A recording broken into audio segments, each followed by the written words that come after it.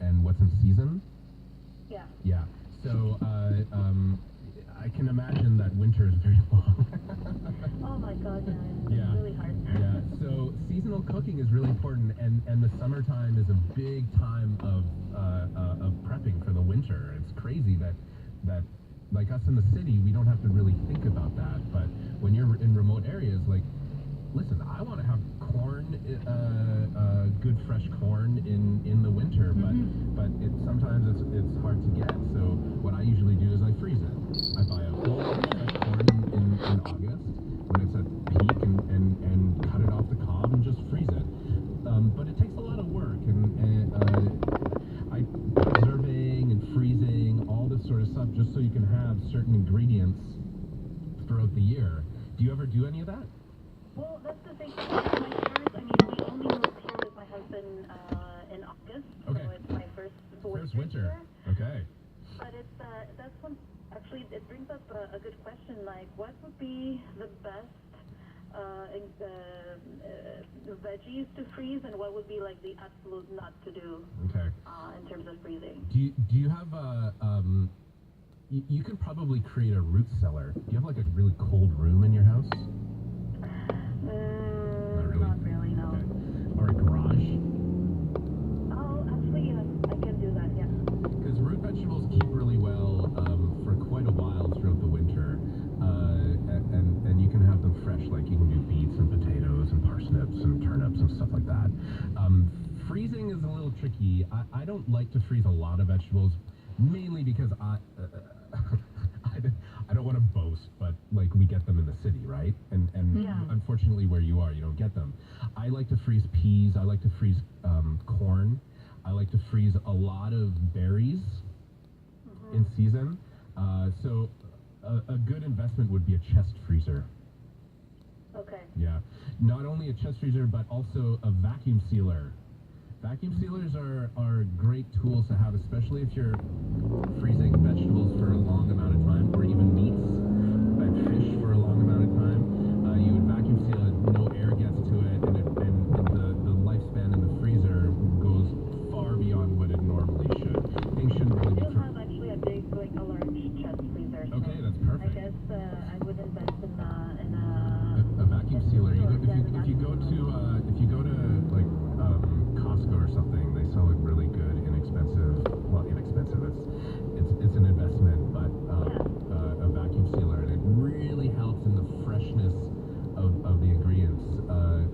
But also pickling. Yeah, that's fun. Pickling and preserving in jars. Like we like to jar tomatoes for the summer, in the summertime, end of August, September, when they're super ripe. But it's a lot of time. It's a lot of time to get that going, and so you would have to have a lot of time here, so You can have like a not much of pickling. the traffic issues like in Montreal. Sure. Yeah, you can have bring your friends over, and you know what really helps, especially when it comes to pickling and preserving in jars, is get a big a propane burner that you put outside that you can just boil big pots of water, and you can put the jars in and seal them in there. That sounds very exciting. Thank you so much, Marcella. Lots of fun here. Good luck. Thank you for your call. That was Marcella from Northern Quebec. Let's do one more caller. I have Jonathan Chung from Appetite for Books in studio taking your calls. And this is Amanda from Monkland Village. Hi, Amanda. Hello. Boy, Hey. I'm so glad I live in the city. I use a lot of herbs and spices when I cook. Yes. I went to cooking school decades ago. Great. So I know all the basics. But the other, and you have to keep them in a dark place. You don't keep them over the stove. The spices. Yes. Yes. Because they'll degrade. That's right. So I keep them in a dark closet in Yes. my hall. Good idea. The other thing too is the one appliance that I swear by, and I've got a Cuisinart, a blender, and a few other things, is the handheld whippy things. Yes. My daughter and I call them whippy things. The whippy things, yeah. Yeah, I It's don't know an what they're immersion. really called. It's called an immersion blender. Yes, thank you. Okay. Yes. But I find if you're making soups or gravies or something, It's perfect you for don't that. want to haul out the Cuisinart or the blender. Agreed. They're handheld. They plug in. You have it right at the stove, Yep. and you can have far more control over them because they're controlled by that switch on the side. And some of the good ones come with attachments like mini food processors, so you don't have to haul out the big one. if you're ever out looking for a new one, try to look for one that has a metal wand and is This detachable. one does have I know what you're talking about. Yeah. So it's a lot of the inexpensive ones are fully plastic. I don't recommend those. Try to Why find not? what plastic melts, and you're using them to right. blend hot things. Yeah. So And plastic will degrade over time, too. absolutely. So, no, So mine's metal. okay, perfect. That's great. Yeah, But I didn't those are realize great I could tools. get attachments. We use them. And another note on spices. It's a great idea to put them in mason jars. Like I don't have enough space. No, they're rolling glass. I don't have enough space. Well, what you would do is take them out of the jars that you buy them in. What makes them deteriorate faster is air, and the containers that you buy them in are not fully airtight. So if you just buy the smallest mason jars you can get, I think they're like 125 milliliter Right. mason jars. Right. Just dump the spices into there, and I'm going to tell you, they'll last way longer than in the containers you buy them in. All my spices and herbs are in small jars already. Yes. With the white caps that screw tight. Okay, so then as long as they're airtight and Yep. and they're in a cool, dark place, you're Yep. good to go. You're good to go. Reminds me, I'm out of oregano. Oh, but Amanda, it sounds like besides the oregano, you're very well organized and You sound well very well stocked. organized. Yeah, so thank you so much for calling Anyway, so I in. pass that along, and the hand whippy thing is a lifesaver. Oh, it's a good tool to have. And if you don't have a lot of space or are afraid of something larger, Yeah. and they're perfect, I think, for older people too, because you get much more hand control with them. Agreed. Agreed. So anyway, I just thought I'd pass that along. Loving the show. Oh, Thank great. you. Thank So you. Take care. Bye bye. Great Take tips. care. Thanks. That was Amanda from Monkland Village. We are almost out of time, 10 minutes left.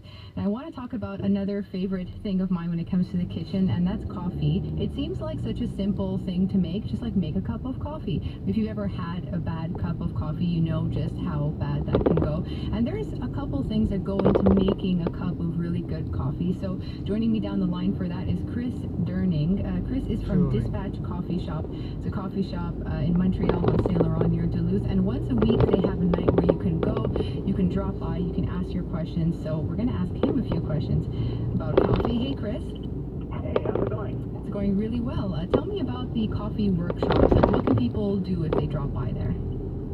Yeah, so I kind of like to promote it first and foremost as a way to get a free cup of coffee. Sounds good. We buy amazing quality green coffee, and a lot of people have never really experienced coffee of this quality.